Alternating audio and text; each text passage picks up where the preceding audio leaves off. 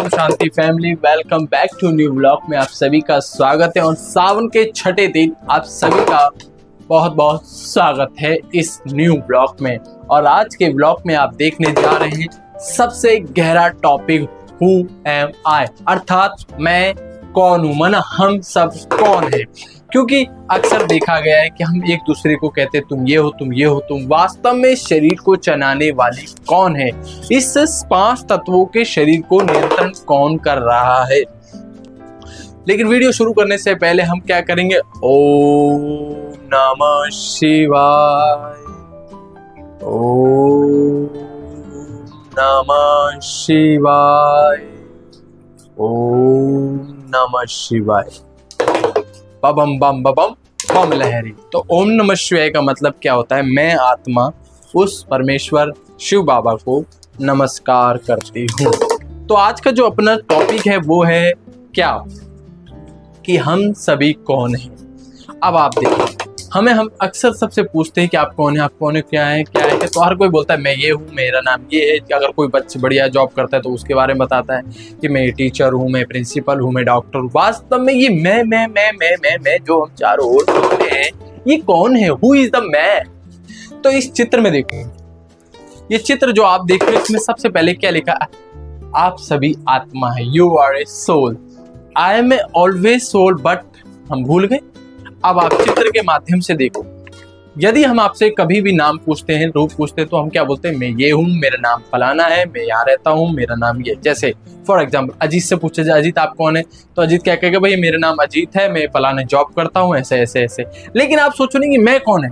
अब ये देखिए, एक हड्डी मांस का शरीर है और एक जीव शरीर है। इस जीव शरीर को चलाने वाली कौन है, वो आत्मा है, इसलिए इसको कहते हैं जीव आत्मा। और अगर आत्मा इस शरीर को छोड़ देती है तो क्या होता है, यही शरीर हड्डी मांस का या मुर्दा यह सब कहलाता है। फिर अब इन शरीर को चलाने वाली जो आत्मा है, आत्मा कार्य कैसे करती है। आत्मा के पास 3 शक्तियां देखो, मन, बुद्धि, संस्कार। मन क्या करता है, विचार करता है, सोचता है, थिंक अबाउट, हमेशा संकल्प को क्रिएट करता है, नेगेटिव पॉजिटिव सब वो क्रिएट करता है।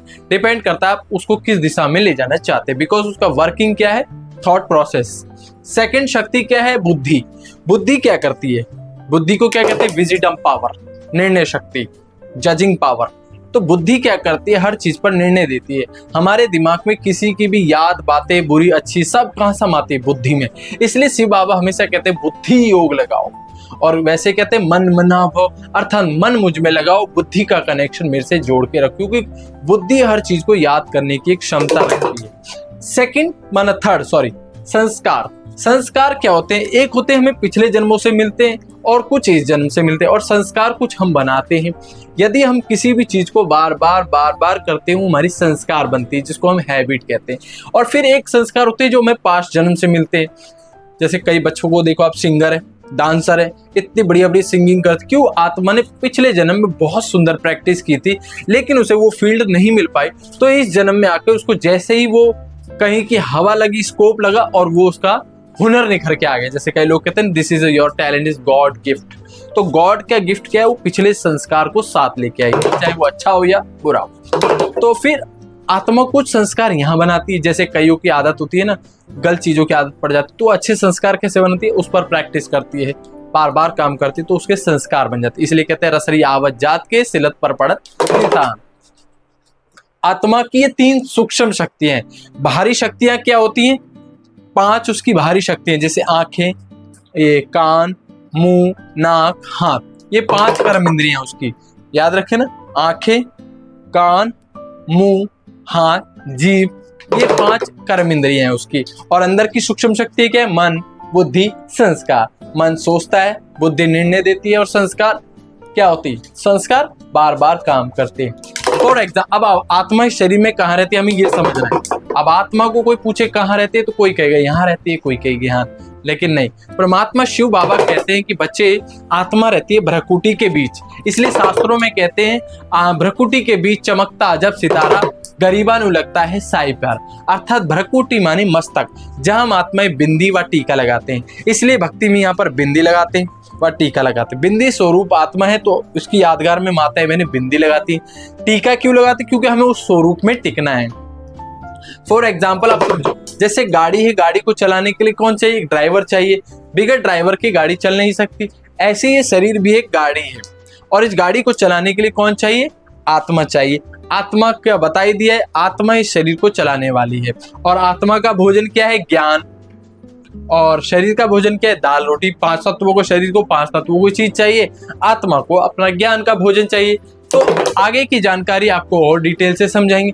इसलिए गीता में, आपने गीता के आप दूसरे अध्याय को पढ़ना, उसमें सारा ही आत्मा से रिलेटेड बातें हैं। इसलिए गीता में स्पष्ट रूप से गीता में स्पष्ट लिखा हुआ है कि आत्मा न जलती है, न मरती है, न करती है। अब वो श्लोक कौन सा होगा? सोचो, यहाँ सोचने वाली बात है। गीता के जो दूसरा अध्याय है, उसमें अध्याय नंबर 2 श्लोक नंबर 23 में साफ साफ लिखा है कि नैनम छदंती शस्त्राणी नैनम देहित पावका, अर्थात आत्मा को न जलाया जा सकता है, न काटा जा सकता है, न भिगाया जा सकता, क्योंकि आत्मा अजर अमर अविनाशी है। हाँ, वो जन्म मरण के काल चक्र में आती है, माना इस शरीर के द्वारा उसका पार्ट चेंज होता रहता है। बाकी आत्मा ये कहें कि वो कि परमात्मा की तरह अमर है, वो नहीं, क्योंकि परमात्मा तो अजन्मा है, लेकिन आत्मा इस शरीर के द्वारा जन्म लेती है, छोड़ती है। आत्मा नहीं मरती। आत्मा का जो ये कॉस्ट्यूम है, ये चेंज होता रहता है, जिसके कारण आत्मा दुख सुख सब भोगती रहती है। याद रखो, आत्मा ही शरीर के द्वारा दुख भी भोगती है, सुख भी भोगती है। कई लोग कह देते हैं आत्मा निर्लेप है, आत्मा को दुख नहीं होता। अरे आत्मा ही शरीर में है, तभी तो दुख सुख भोग रही है। अभी आत्मा 1 सेकंड में निकल जाए तो ये शरीर ढेर हो जाएगा। तो वास्तव में हमारी ओरिजिनल आइडेंटिटी क्या है? कि मैं आत्मा हूं। Who am I? My original identity, I am a soul, because the my best is the role. Okay my dear family, more detail के लिए आपको अपनी ब्रह्मा कुमारी सेंटर जाना होगा, तभी आपको पूरी जानकारी मिलेगी। सावन के इतने सुंदर महीने पर आपको परमात्मा शिव बाबा का, आत्मा का, सृष्टि का, तीनों लोकों का ज्ञान प्राप्त हो रहा है। इसी बात पे तो नाचना भी चाहिए आपको, खूब मजा आना चाहिए, क्योंकि बम लहरी बम लहरी बम लहरी। ओके माय डियर फैमिली, आप पूरी जानकारी के लिए आप अपने नजदीकी ब्रह्मा कुमारी सेंटर जरूर जाएं। देखो, कईयों के मन में संकल्प आता है, यार ये डमरू क्यों बजाता रहता है। देखो, ये इसमें हमें ये हमारे मन का प्रतीक है, क्योंकि आपने देखा ना, महादेव जब जब खुश होते थे डमरू बजाते थे, तो ये हमारे मन का प्रतीक।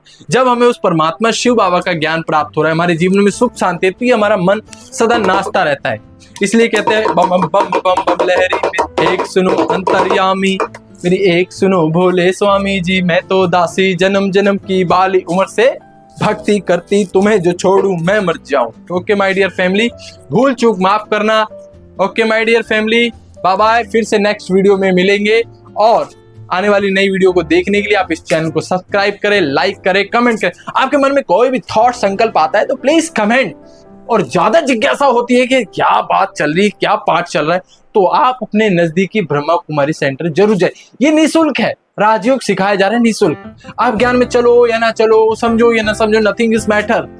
आप वहां जाकर समझो ये क्या चीज है, हम कौन है, सृष्टि क्या है, आदि क्या है, मध्य अंत क्या है, ये सृष्टि 5000 साल का कैसे हो सकता है। इन सारे क्वेश्चंस को जानो, बिकॉज इन्वेंशन करना चाहिए हमें, अपनी सर्चिंग करनी चाहिए। यार हम इस संसार में क्यों आए हैं, हमारा इस संसार में क्या पार्ट है। Okay my dear family, thank you for watching, I love you.